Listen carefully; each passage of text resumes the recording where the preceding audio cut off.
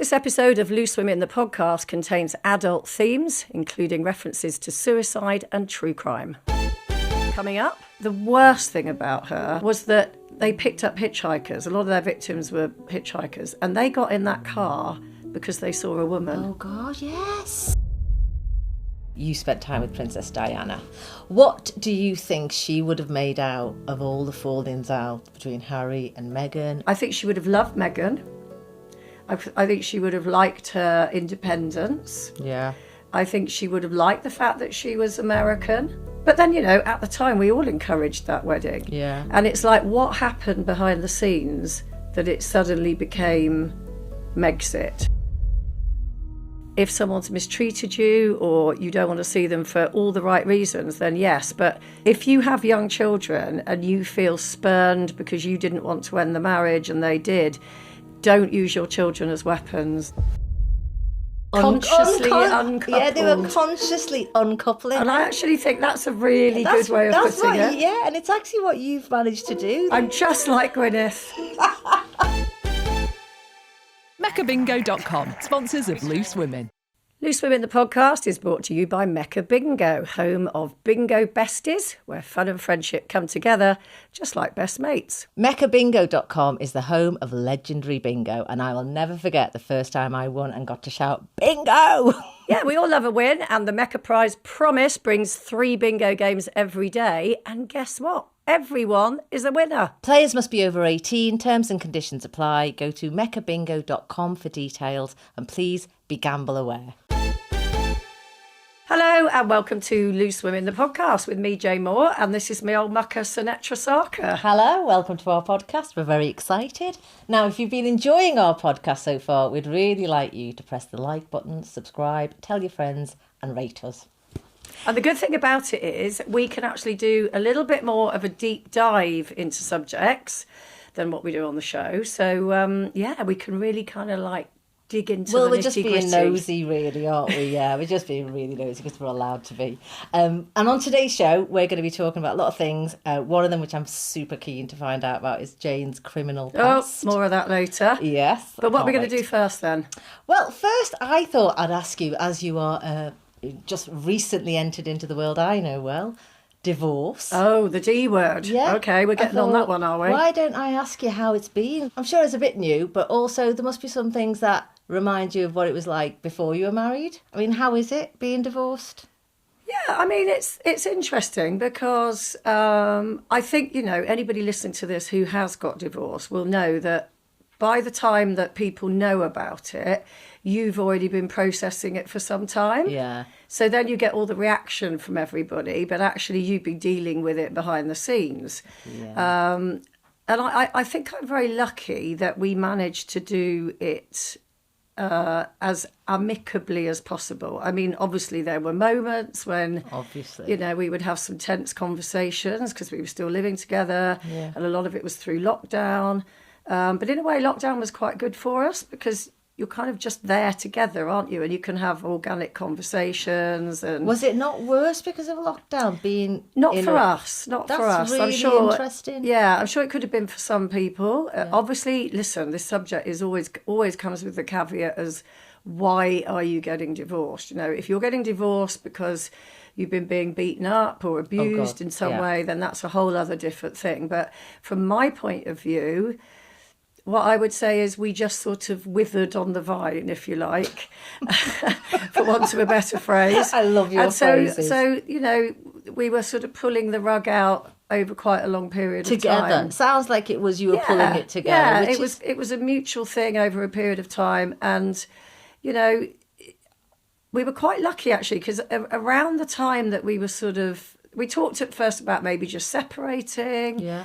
But then you sort of get to that thing where you think, well, what's the point? Because at some point, you know, you're going to be doing all the paperwork, so you might as well just jump off the cliff and do it. Yeah, practically speaking, that is But true. the law changed around the time so that it became slightly easier to get divorced. So you could almost apply online, a bit like applying for a passport. And I think we were one of the first, among the first sort of hundreds of people to do it, I would say. And so I would fill out a form, and then even though he's in the same house as me, then he would get an email from the the government or whoever say, your wife has filled out this form. Do you agree with her? And then he would go, oh, I've just filled it. And I didn't know that. You know what? That was not an option for me when I got divorced. I got divorced 2012, and that was before this. I think the law you're talking about is also the one which said you didn't have to cite the reason why. Yeah. Whereas you had to back in the day, and then you had to find something that you were both agreeing on to divorce over. And I found it very difficult because, again, it depends on what stage of life you're in when you get divorced. But I think that you're right. You do think about it a lot yourself before you share it. Yeah. So by the time you do get to announce it, and by the time you're talking about it like we are now, you've done so much behind the scenes. And I do remember thinking to myself, do I want to be here this time next year? And every year I think no. And then eventually I'd find the courage to do what I think a lot of women wish they could do, but they also know the realities, and especially if children are involved. And again, yours sounded like money. Yeah, money's another issue. Massive deal. If you're not independent, and if you don't have an independent bank account, a lot of married couples only have joint accounts, and that's another big building block that you have to address. But the kids, the money, the job, the living arrangements, there's just so many things that you don't think it's got to be so bad, you think, to cross that bridge. And I remember thinking when I was maybe halfway across that bridge, do I turn around and go back? Do I carry on going forward?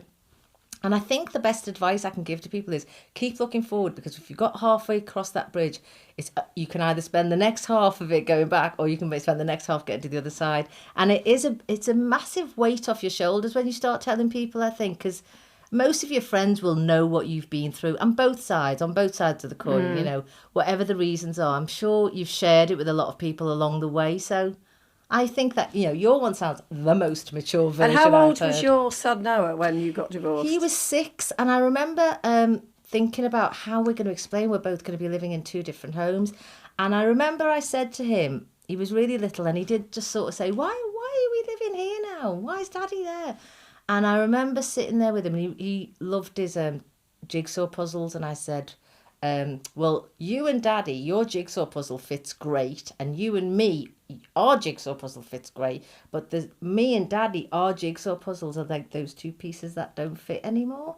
And it kind of clicked. What a clever way of putting it. Yeah, and it really helped me because it was speaking in his language. And it was actually the closest way I could find to explaining it. And then I suppose, going through the divorce, it's such a hard thing. And again, being in the spotlight on television, you get an extra, you must have been aware of this as well. As a journalist, as a reporter, people are always keen to know what's going on in your life.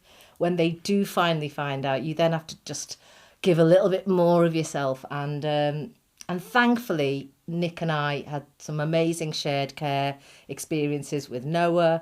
We had some very happy memories, and we also managed to get through the divorce and got to the other side and actually, Because a lot of people say with divorce, don't they, is it's when the lawyers get involved. Mediation is another massive... Did you do that? Absolutely, yeah. You can't not do it. In fact, what they said to me, my lawyer said to me, and Nick's lawyer said to him, that if you don't do mediation, the judge will look upon you unfavourably. Because they're seeing... They've set this process up. And is mediation to help smooth the divorce, or is always mediation to go, are you sure you're doing the right thing? Don't you want to get back together? No, it's not that you've got past that point. Right. We're now going, how are we going to share care of our children? Right. How are we going to split off? You have to sit in the room with this person and explain how you're going to actually function as divorced people. And if you don't attend that, then the judge will just turn around and say, well, we tried to do something that avoided bringing you to court. You didn't go along with it, so we're going to look favourably on the other person. So it's a really interesting tool that people shouldn't be scared of, because actually they're there to help make things get as fast as yours. Some of my friends have had very friendly divorces, and I count mine among them. Great. I mean, Gary and I had lunch on Sunday with Grace and Ellie, and we get on.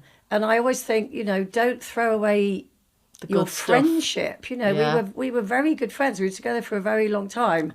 And just because the marriage part doesn't work for us anymore doesn't mean to say that the friendship part cannot carry on. I mean, I'm in such admiration for how you've managed to handle it, and to also make the decision, to move on, because in some respects, you might have just been able to say, nobody needs to know. You live upstairs, I'll live downstairs. I know friends who have done it that way as well, where they've gone, let's just stay married, but you have your life, I'll have mine, and never the twain. So you've done it really, you've done it the right way, and it's But there are some very nasty divorces. I mean, I'm sure you've got a few in your social circle as well. And, I think sometimes, again, with the caveat of, if someone's mistreated you or you don't want to see them for all the right reasons, then yes. But if you have young children and you feel spurned because you didn't want to end the marriage and they did, don't use your children as weapons. Yeah.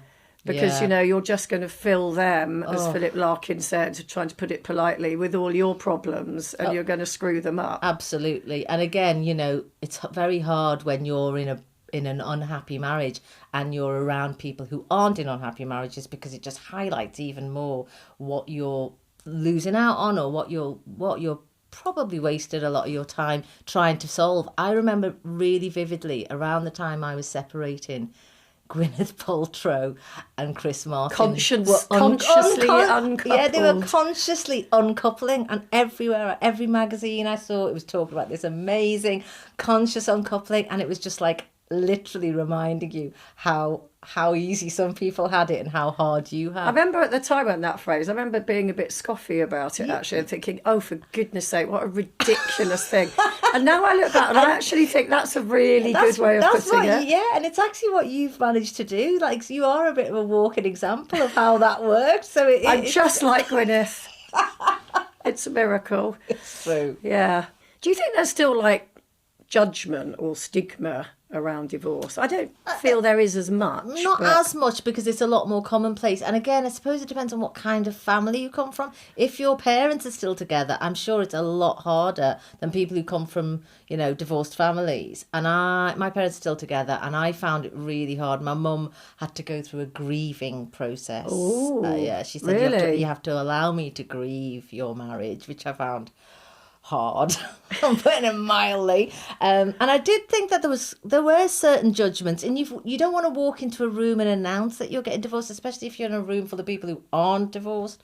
So there is this sort of feeling of standing out and not always feeling the warmth back.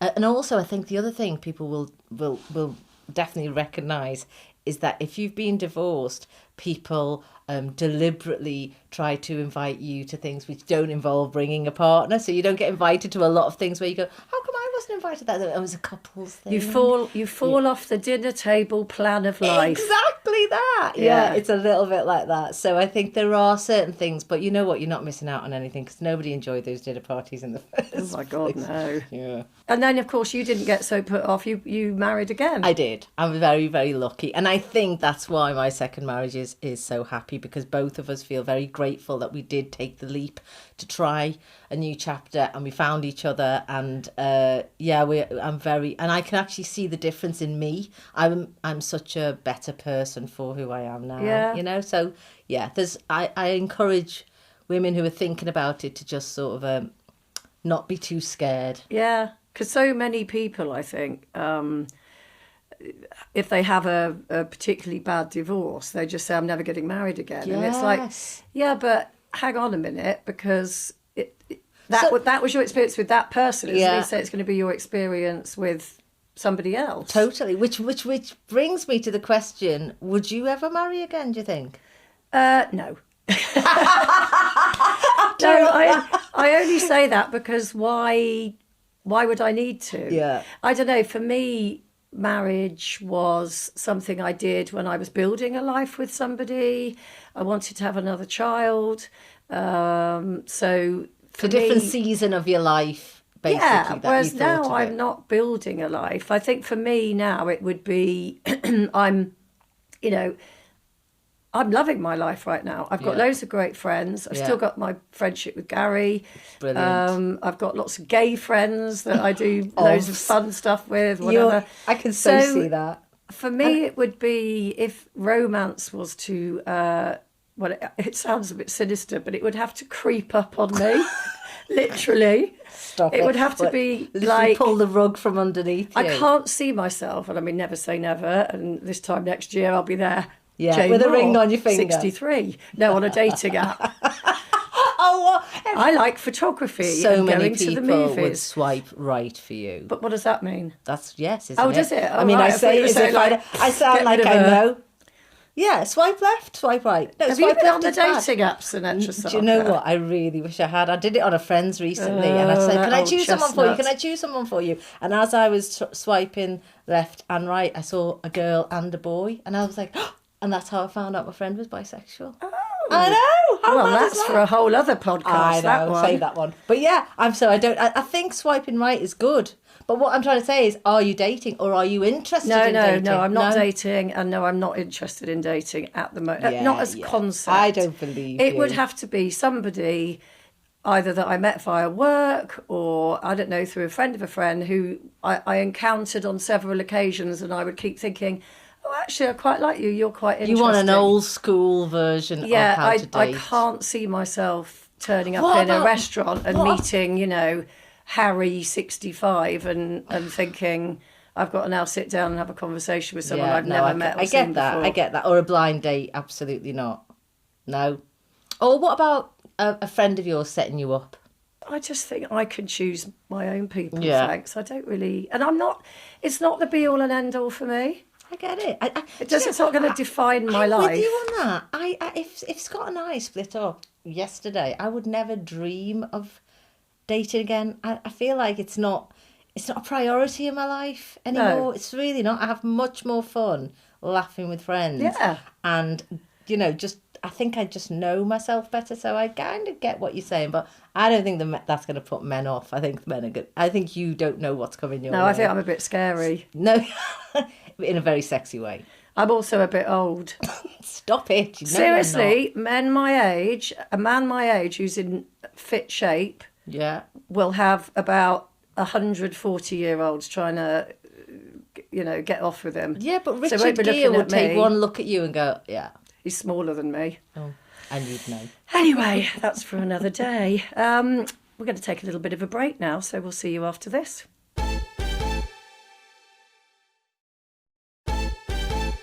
Welcome back. Now, the next topic I wanted to talk to you about is about being an only child, because I'm the mother of an only child, and I know that side of the coin. But what's it been like being an only child? Well, I've actually loved it. I almost sort of see it as a bit of a superpower, to be honest, because the traits of an only child. So obviously I grew up, it was just me and pretty much just me and my mum. Right. And my mum worked because she was paying the bills. So a lot of my life, I went to the local state primary school. So I would literally come home from school, let myself in. Sometimes I'd go to my auntie and uncle next door who weren't my auntie and uncle. We've all got one of them. Sit with them for a bit, whatever, till mum came home. But I spent a lot of time on my own. So I think the way that has kind of gone into my adult life is that I don't really need other people's opinions on my decisions that I make in life. So, part one, we were talking about divorce. That was going around in my head and obviously talking it through with Gary for a long time. I wasn't taking consensus at all, because I feel that in life, when the more opinions you have, you just spend your whole time in a maelstrom of like, but so-and-so thought this, but so-and-so thought that. Gosh, really? For me, it's like I just always have this clarity of it's my life, my decision, and this is what I'm going to do. And then I tell people. Yeah. So, and that comes from being an only child. That's so interesting, because I think that obviously suggests you've got great instincts. You do trust your own instincts. And I find being one of two sisters, and I was an only child for 7 years because my sister came along quite later on in that sense. And I did enjoy being an only child for a while, but then she came along and my whole life Did you hate her at first? Oh, God, of course. I had no time for her. I mean, imagine, what does a 7-year-old want with a newborn? It's like, oh, boring. So we never argued because, of course, we didn't ever want the same things. So I think we had a really healthy relationship, which blossomed a lot more as we got older. But I ask her for advice on everything. I mean, things she doesn't even want to know about, I ask her. I will canvass opinion. I feel, in a way, that's my support system. And interestingly, you're using that as your superpower. So it's because I see it's such a positive having the network to be able to reach out and ask my sister, my cousins, my friends, all these. I mean, and I know you would do that if you knew your friends were going to be like of help, but you don't feel that instinct to go, I must just ask my mum or my sister. I think what I'm talking about more is emotional stuff. Right. So like if it was a business thing, I would always like ring up a friend who's very good at business and say, is this right? Or what do you think about this? I mean, I do canvass opinion in situations like that.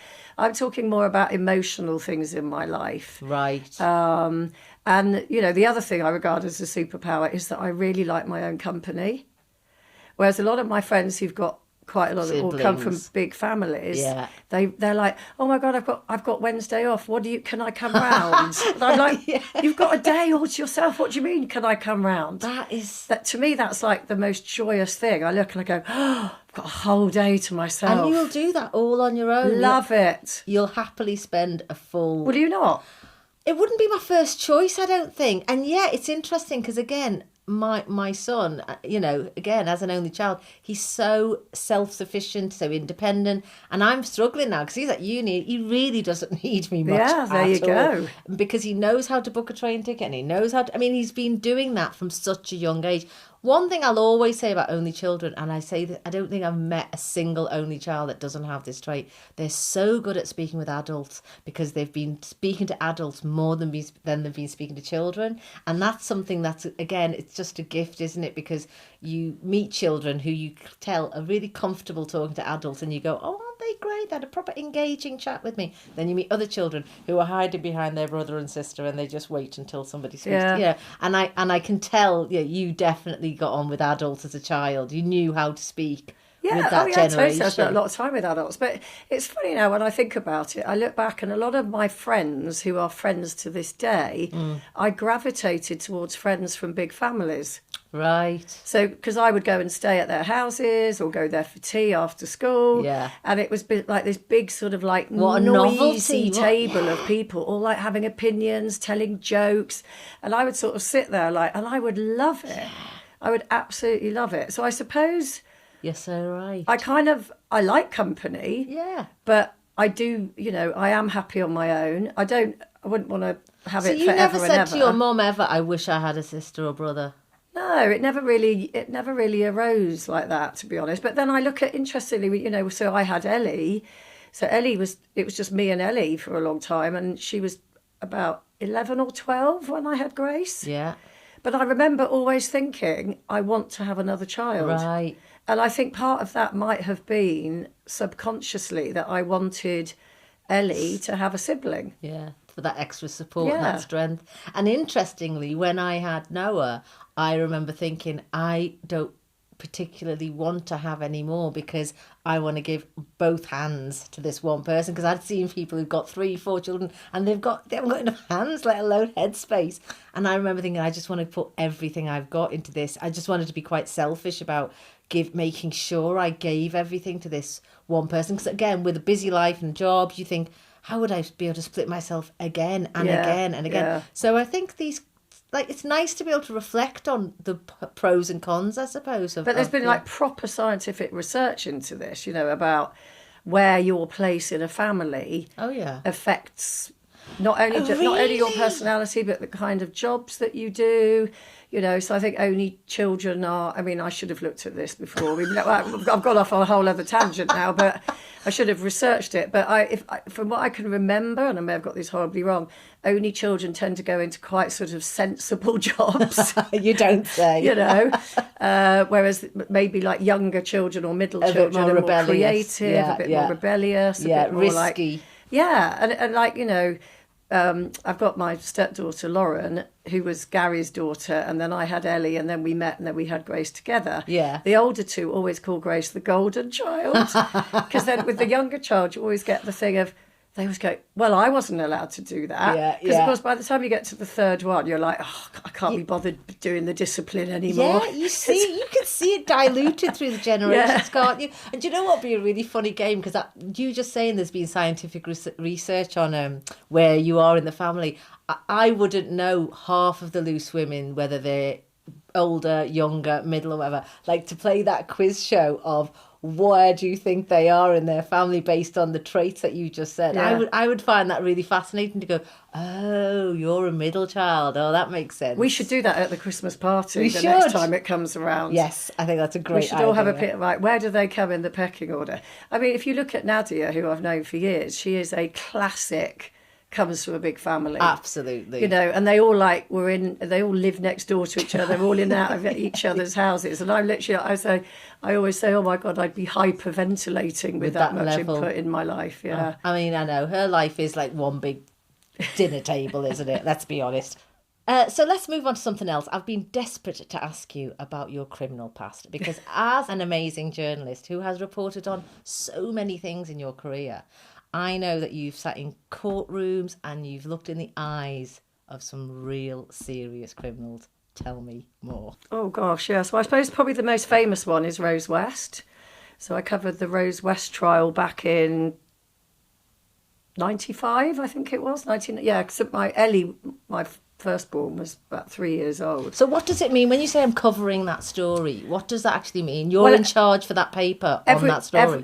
Every newspaper has a crime reporter. Right. So the crime reporters go in and they do all the sort of the stuff of the day, you know, reporting very, very accurately on what the defence said, what the prosecution said, what so witnesses that were called. So they do the real sort of bread and butter stuff for the paper. Right. I was not a crime reporter. I was what they call a colour writer. So I would go in and do sort of just focus on her, Rose West. Oh. And you know, write about her reactions, what she looks like, you know, that all that sort of stuff. So that's called a colour writer. So that was always my job. So you're just watching her through a magnifying glass at everything she's doing. Yeah. So it was at Winchester Crown Court. Yeah. And so you can imagine it was a medium maelstrom. But you get in the press bench, you get your assigned seats, and the press bench was sort of almost like at a V to the dock where she was. So she was here. My press bench seat was literally here. So I would say I was almost as close as her to her as I am to you. And I think I was either the only or one of the few women in the press bench at the time. I can believe that. And she just kept staring at me in a very sort of weird way. I mean, I didn't feel scared. It was just quite unsettling. Gosh. And the thing about Rose West was her normality. She had on these big sort of glasses that looked like sort of, you know, from the 70s.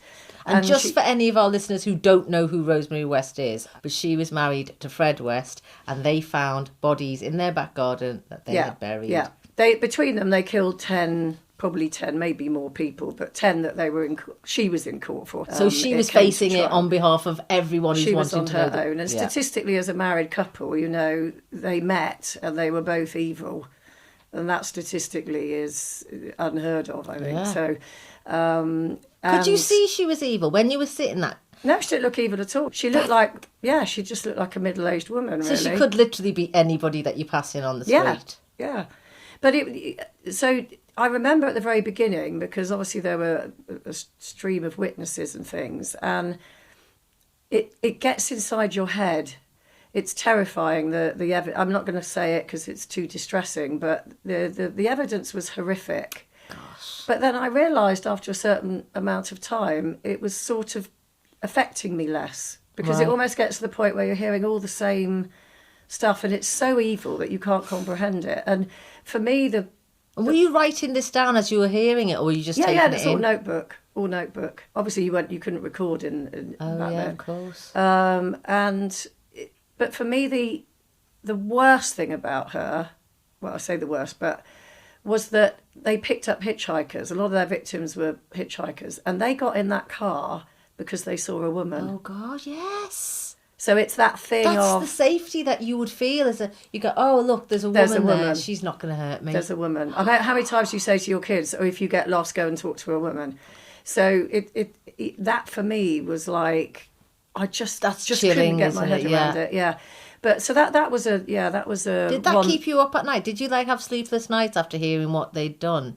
Yes, at the beginning, yeah. And I mean, as a journalist, I suppose you're you're supposed to let these things go over your... If you got affected by every story you covered, I don't think you do it as a job. No. But that one was very affecting, and I think because I had a young child as well. But the other one that really affected me was the murder of James Bulger, because that my daughter wasn't even a year old. Yeah. So to know that, you know, as we later found out, 2 10-year-olds had done that to a 2-year-old boy, it just blew my mind. And as a journalist, you're meant to keep this sort of cool demeanour about you, where you can take... You're almost detectives in a way, because you're finding it all out on the front line straight away. Yeah, and you know, obviously it all comes out in the court case, but a lot of the stuff that comes out in the court case, which I actually didn't cover the court case. I covered the story at the time it happened, and I went to the funeral. But I didn't actually cover the court case. But a lot of the detail that you read in the papers will have been edited. Yeah. Because you can't put it in. But again, I remember Ralph Bulger, it's a bit like the Rose West thing. I remember Ralph Bulger saying when they first, he came back from work, he got called to the police station. His wife Denise was there, like crying, saying, "I've lost James." And it was the normality of the situation. Yeah. She's in the butcher's, she's holding his hand, she goes to get some money out of her purse, and you need 2 hands. And so she just let go of him very briefly, gone. And then Ralph said, somebody said he's been spotted with 2 10-year-old boys. And Ralph said to Denise, "It's fine. Oh, no. It's 2 10-year-old boys. He's going to be fine." They've taken him for a prank. That's outrageous. Because who could comprehend that 2 10-year-old boys... Coming from Liverpool, that story stays with me like it was yesterday, because it was such... Like you say, it's like mind-blowing when you hear it. You almost don't believe it. And again, you've only got the newspapers and the TV to hear anything about this. Because there was no social media then, or rolling news, no or internet, no anything. So, and it happening on our doorstep. I remember looking at the CCTV footage of James getting taken by the 2 boys in the shopping centre that I have walked in myself. I know exactly that street. I know where they're walking. I've been there myself. It just felt too close for comfort. And I remember at school it was all we could talk about. And to think that 2 10-year-old boys could murder a 2-year-old boy, I mean, it didn't bear thinking about. I don't think we could actually quite take in the gravity of what we were being told. There's a fascination we have, isn't there? We're like, and I get it. I reckon you'd be a brilliant detective. I've played enough of them on TV, and you've got all the right traits. But I think there is something in us that just wants to know why people want to do these terrible things. And if it wasn't for journalism, we wouldn't be questioning it. We'd just be given the facts, and that's it. And it's the fact that, you've just mentioned something I'd never thought of about the fact that Rosemary West was a woman, and of course a hitchhiker would get in. Why not? And again, with Ralph Bulger, you're probing into these questions that at the time we had no other way of finding out. As I say, that's the thing. I mean, I think you talk about TV dramas, a lot of the time in TV dramas, evil people are depicted in a very certain, kind of way, obvious, and sometimes it's their normality, it's their place in the community. I mean, look at Harold Shipman. Well, I was just going to say to you that thing. I think I told you about this before, but it was such an amazing story. Again, my dad's a GP, and he'd gone away to India for 2, maybe 3 weeks with my mum, and I just kept the newspapers for them, the Sunday papers and everything that got delivered. Instead of them just building up outside the door, I'd bring them in and put them on the table for him. And I remember my dad came back and went, "Oh, have you got the papers?" I said, "Yeah, they're all there." And I saw him picking up all the old, the last week's news, and he saw the front cover of the Sunday Times, and he literally went, "Harold?" And I went, "Dad, do you know Harold Shipman?" And he went, "You've not told me this story before." "Have I not? Oh my gosh, no." And he went, "Harold?" And I went, Do you know Harold Shipman?" And Dad went, "Yes, it's Harold. He sits next to me at the medical Manchester," because Manchester and Liverpool, they had the Northwest Regional Doctors Conferences. And Dad would sit in alphabetical order, Sarker, Shipman, they were on the same table. He said, "I've spoken to him, he's a very gentle man. I don't understand what's going on." And I was like, "Wait till you read that." I thought, "You are not going to believe what you're going to read, Dad." And I remember him sitting there, his head in hands, just disbelief that this mild-mannered doctor that he'd sat next to, who he'd never, ever have questioned? Who would? You've seen a picture of the Hiding guy. in plain sight. Hiding in plain sight. Literally the most prolific serial killer we've ever heard of in this country. And he was just sitting next to my dad having his regular conferences. I'm sure they've exchanged plenty of conversations where you wouldn't have even questioned what this man's done. And I remember thinking to myself, oh, that's so weird, Dad, that you found out this way, and that you know, I think the whole general practice community just couldn't quite believe it. But yeah, these are like, what was the point of that? Why did that man want to do? It's like a godlike thing, isn't it? Is that what it is? It's A playing God, I superiority? think. Yeah, just the power game, is it? Well, I mean, that's, I think, what fascinates all of us, isn't it? Because we don't have it in us to do something like that. So we're fascinated by people who do. Yeah. And then I think now what's happened, of course, with social media and rolling news, is that there's so much of it. So you see things like the Nicola Bulley disappearance, which of course turned out not to be a murder. It was just a terrible accident. But the people getting involved in that, the amateur the armchair detectives giving their opinion left, right and centre, that for me is a route we do not want to go down. Yeah, so. and social media has got its own crime. There's got a whole world of crime coming out of that, which we, haven't even touched on. But that's a subject for another day. Oh yeah, I love talking like this with you. Okay, well, we are going to be back after this. Welcome back. This is now the loose ends bit, as we call it, where we get to ask each other a question that we've always wanted to ask each other. So, Sunetra, hit me. I have so many questions I could ask you, Jane, but this is one that has been on my mind. Obviously, you know, you spent time with Princess Diana. What do you think she would have made out of all the fallings out between Harry and Meghan and William and Kate? I mean, what would you think, honestly? Because there's only so much she'd have been able to say publicly, but deep down, how do you think she would have dealt with something like this? Gosh, that is the question. I know. I mean, obviously, it's complete supposition on my part, but... But you did meet her, right? I met her loads of times, yeah. I think she would have been devastated. But I think if she... Let's say, for example, she was suddenly looking at this situation, having not played any part in it. Yeah. She would be devastated that her two boys have fallen out. At the heart of all of it is Harry and William, really. Yeah. And the fact that their relationship has gone like that. Had she been alive through it, I don't think it would have got to this point. I think she would have loved Meghan. I think she would have liked her independence. Yeah. I think she would have liked the fact that she was American. Yeah. And maybe bringing in some, encourage that wedding. Yeah, absolutely.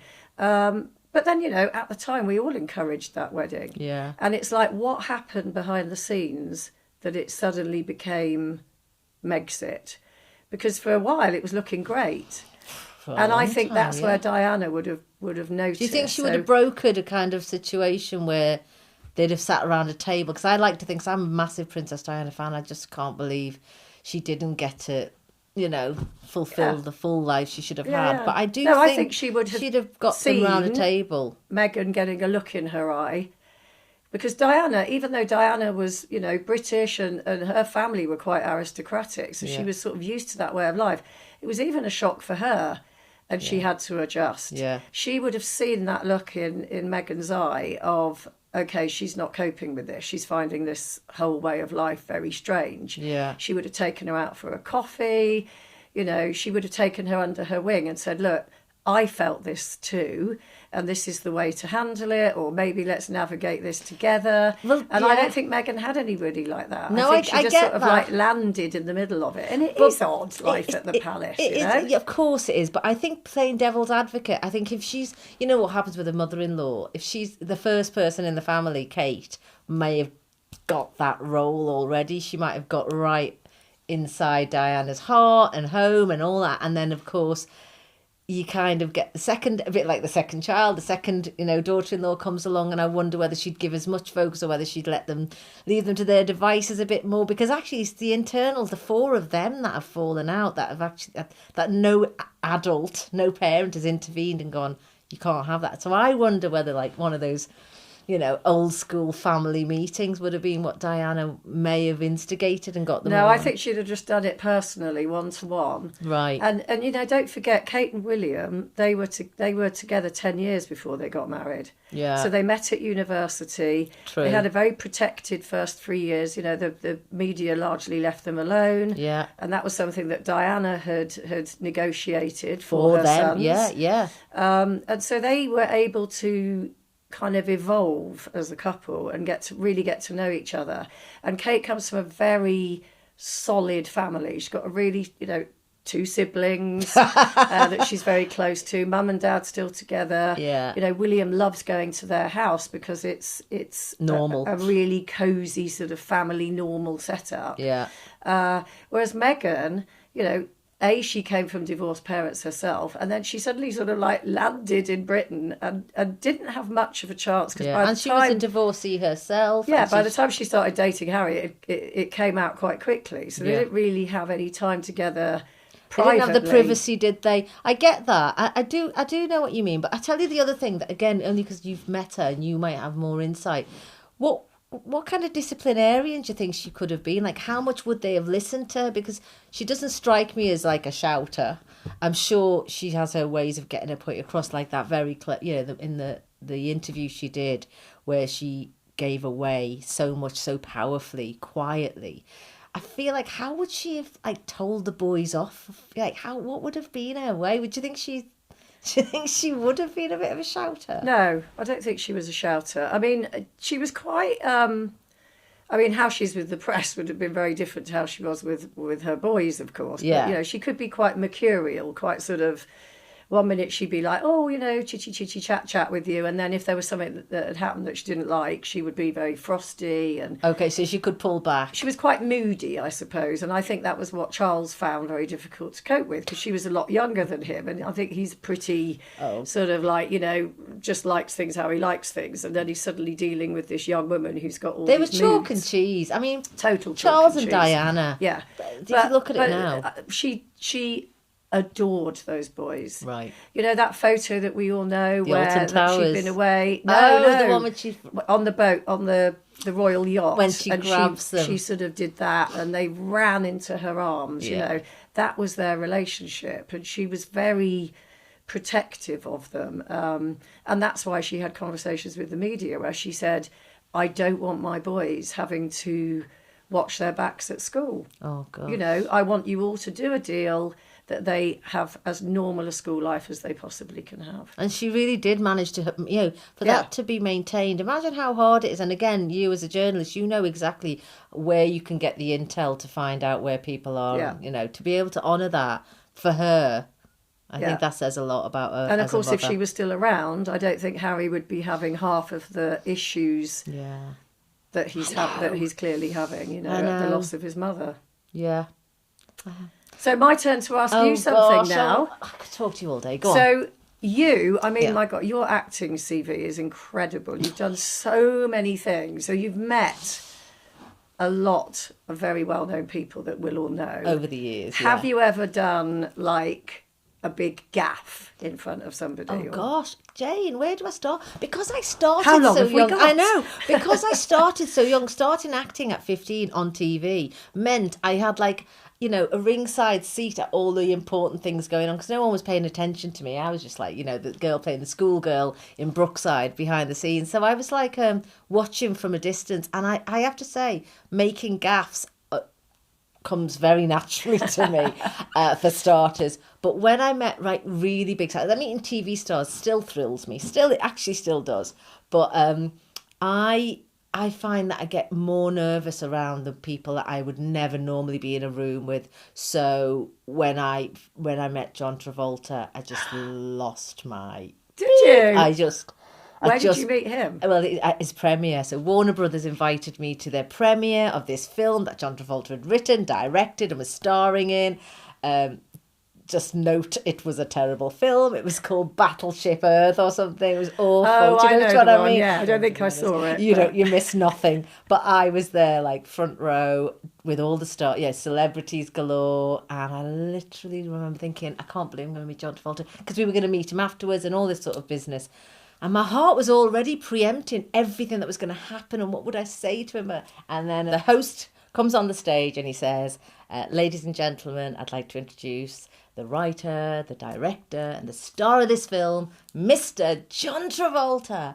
And literally as he said those words, I could just feel myself pushing myself out of my chair, standing upright with my head in my hands, just going, like screaming like a hysterical superfan. I mean, there was nothing that was going to stop me. It was an out-of-body experience. Like, I'm a sensible 25-year-old woman at this point in my life. I know you don't do that. And I just couldn't. I was like, everyone, Christopher Biggins, everyone was like this, looking around, so Angela Rippon. Why did he have that visceral reaction for you? It was the child in me. It was like the Sunetra, age 10, who's watched Grease on repeat on every VCR she's ever owned. It was just that John. He was my pin-up, Danny. And I started, and my friends who I'd taken as my bloody plus ones were going, sit down. And I was just a hysterical fan. I was just a crazy woman in a cinema. I mean, security could have come and taken me. I was just going, I wasn't even saying I love you. And he was like waving up at me like as if to say, okay, sit down, crazy woman. And I was just like, I can't believe it. Anyway, I was so, he left. He didn't even watch his own film. He was probably scared. Yeah, he made a quick exit from me. But I just remember having to sit back down and then looking around and seeing all these normal television people that I work with sort of whispering to people going, oh, is that lady off Casualties? Just it's a funny thing, isn't it? Because I've interviewed so many famous people over the years, but I went to a film premiere last night, which I actually just thought was a press screening. Yeah. So I turned up literally looking like I just walked the dog, and there was a red carpet and everything. And it was a film called Black Bag with Kate Blanchett, Michael Fassbender, there's loads of people in it, and all the cast came. So we were just sitting in our seats, and suddenly that's because Kate Blanchett's in town doing the Seagull. She suddenly walked in, and even I, with all my years of like being super cool, like I'm a journalist, I'm not going to get excited by it, went, oh, it's Kate Blanchett. Who, by the way, looked amazing. She looks amazing. Well, Jason Watkins is in that play with her, and he was doing Catch You Later with me, and I was going, who's your next leading lady going to be? Because I was obviously his leading lady in this show, and he went, my next leading lady is Kate Blanchett, Sunetra. I was like, oh, you're joking. Of all the people. I said, I can't believe it. I thought I was in a level there. It must be weird being that famous. There's there's that quote, isn't there, that it's like, being famous is like pointing at the moon, and everyone is looking at the end of your finger. Is that what they say? Because they find that more interesting made that up? Than the actual moon. Is that a saying? Do you know, there's one other thing, another really embarrassing gaffe I made. A friend of mine years ago took me to LA and introduced her brother. Is a famous actor who was working on Independence Day. And she went, let's go and meet Ian. We'll go and see him. He's on set. It's a film called Independence Day, and Will Smith's going to be in it. And I was like, oh, wow, And there were these huge marquees and everywhere. Like, one was for makeup, one was for hair, one was for this. And I was just wandering around, just waiting in a green room on my own. And I could see Will Smith walking along. I could see through the window. He was walking that way. And I was thinking, oh, my gosh, she's going to actually walk into this. What am I going to say? What will I say? What was it if he comes in? And literally, he walked in and there was coffee machines and everything. He went, hi. And I went, I'm fine, thanks. And he went, I literally just said, I'm fine. Because in my head, I thought, you go, hi, how are you? And I go, I'm fine, thanks. He didn't ask me how I was. He just said, hi. And I said, I'm fine, thanks. Mortified. Couldn't think of anything to say. I just wanted to die. Right, well, I think you need to go and have a lie down and put a little cold flannel on your head. Well, that is it from us for today. If you've enjoyed what you've heard, then don't forget to follow and subscribe wherever you get your podcasts. And there'll be another Loose Women podcast on Friday with 2 of your favourite loose women. So if you've got any questions or juicy dilemmas, send them to loose.women@itv.com. We'll see you soon. Yeah. Stay loose.